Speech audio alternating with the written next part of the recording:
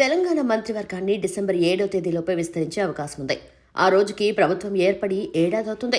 6 మంత్రి పదవుల్ని ఖాళీగా ఏడాది ఉంచినట్లవుతుంది. ఎంతో మంది ఆశావాహులున్నా పార్టీ కోసం 10 ఏళ్ల పాటు పని చేసినా అవకాశం రాని వారు నిరాశలో ఉన్నారు. అలాగే కొన్ని ఉమ్మడి జిల్లాలకు మంత్రివర్గంలో ప్రాతినిధ్యం లేదు.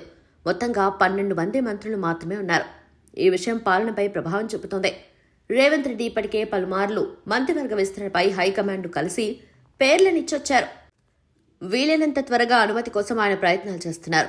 మొదటి ఏడాది గడిచేలోపే ఈ విస్తరణ పూర్తి చేయాలని అనుకుంటున్నారు. అంతకంటే ఎక్కువ ఆలస్యమైతే సమస్యలొస్తాయని రేవంత్ కూడా హైకమాండ్ కు పదే పదే చెప్తున్నారు. రేవంత్ ఏడాది పాలనపై హైకమాండ్ కూడా సంతృప్తి వ్యక్తం చేస్తోంది.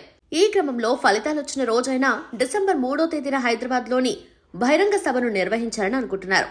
డిసెంబర్ 3వ తేదీన హైదరాబాద్ లో బహిరంగ సభ నిర్వహించాలని సీఎం రేవంత్ రెడ్డి నిర్ణయించారు. రాహుల్, ప్రియాంక గాంధీల్లో ఎవరినో ఒకరిని సభకొచ్చేలా రేవంత్ చొరవ తీసుకోనున్నారు. వారు రాని పక్షంలో మల్లికార్జున ఖార్గేను ఆహ్వానించే అవకాశం ఉంది.